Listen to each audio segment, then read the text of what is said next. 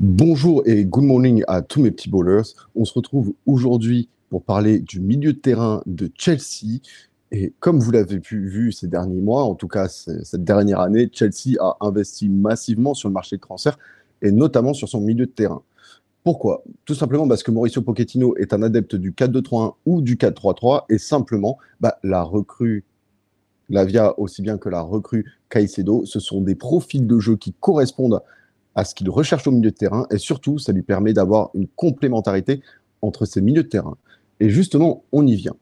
Avant de commencer, j'allais justement vous demander de mettre un petit pouce sur cette vidéo pour l'aider à la référencer au mieux. Et si vous êtes nouveau dans l'aventure et que vous voulez voir du contenu footballistique généralistique, n'hésitez surtout pas à vous abonner à la chaîne, même si bon, il y aura toujours un parti pris comme vous l'avez vu, mais on essaiera d'être le plus objectif possible.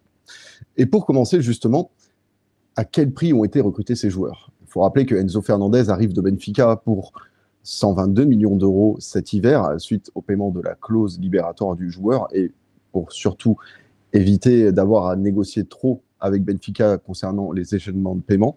On sait également que Caicedo vient d'être la recrue la plus chère de l'histoire de la Première Ligue à 134 millions d'euros. Encore une fois, suite au recrutement d'un joueur du côté de Brighton, et on sait que le club n'était pas forcément vendeur et cherchait à obtenir le plus gros prix possible. On se rappelle qu'il y avait également un accord entre Liverpool et Brighton pour la vente de Caicedo. Donc Chelsea a été plus ou moins obligé de passer à la caisse encore une fois sur ce dossier. Et pour finir sur Romeo Lavia, on parle d'un transfert situé aux alentours de 50 millions d'euros. Alors oui, ça fait très cher. Et concernant le prix de ces joueurs, je vous renvoie à ma précédente vidéo sur Chelsea et sur Caicedo, où je vous disais qu'à un moment, on parle d'un club qui a de l'argent, qui peut se permettre de le dépenser. Et pour ceux qui ont des doutes sur les capacités de Chelsea à pouvoir financer ce genre de transfert, je vous invite à revoir les ventes de ce club cet été, notamment vers l'Arabie Saoudite. À un moment, l'écart entre les ventes et l'achat n'est pas si élevé quand on fait la balance au final. Mais qu'en est-il de possibilités que ça peut offrir à Chelsea? Comme je le disais pour Mauricio Pochettino, on sait qu'il aime jouer dans le 4-2-3 ou le 4-3-3. Et bien au moins, avec l'achat de ces deux recrues au milieu de terrain, il s'offre un éventail de choix. Il peut aussi bien jouer en 4-2-3 en se disant que Caicedo et Enzo Fernandez formeront le double pivot derrière une ligne de trois joueurs offensifs avec un numéro 10 et deux milieux offensifs excentrés, possiblement d'ailleurs Michael Olise d'après les dernières rumeurs. Et tu peux également passer sur un 4-3-3 ou un autre dispositif avec un milieu à 3 en te disant que Lavia sera le numéro 6, Caicedo le numéro 8 et Enzo Fernandez le numéro 8, un peu plus créatif et libre. Donc finalement, le fait de recruter ces deux joueurs, bien que tu en aies mis le prix, ça a un sens. Ça te permet justement à Chelsea d'avoir un milieu de terrain ultra complémentaire et pourquoi pas parmi les plus compétitifs de Première Ligue cette saison. En effet, on sait que le fait d'avoir et le 6 et le 8 et le 8 un peu plus libre en la personne d'Enzo Fernandez, ça te permet que les rôles soient bien répartis au milieu, que chacun sache ce qu'il a à faire.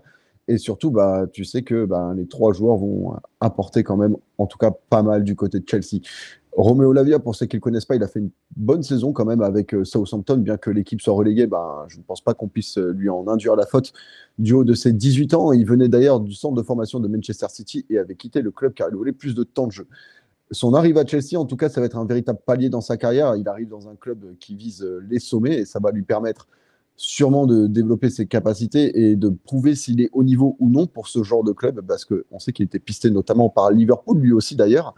Et finalement, aussi bien Caicedo que Lavia ont fini par choisir Chelsea. Et sur ce qui concerne le milieu de terrain, Chelsea a réussi à faire ce qu'il fallait pour son milieu de terrain et fait chou blanc à Liverpool deux fois en tout cas, assez rapidement.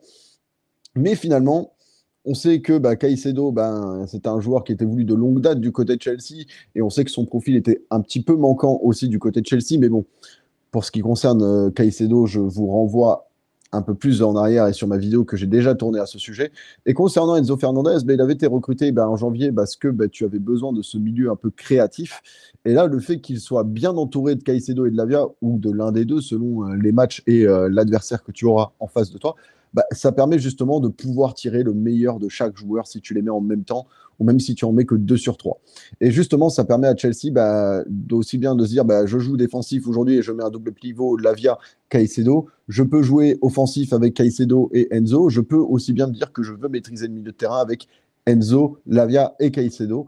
Et justement, comme j'ai expliqué, tout cet éventail offensif, du milieu de terrain plutôt. Ça permet justement à cette équipe d'être souveraine dans cette partie du terrain.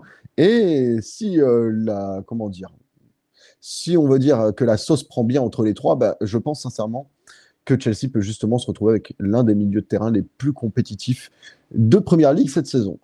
En tout cas, je vous laisse me donner votre avis. Moi, je pense que j'ai assez développé sur le sujet. Qu'est-ce que vous pensez du milieu de terrain de Chelsea?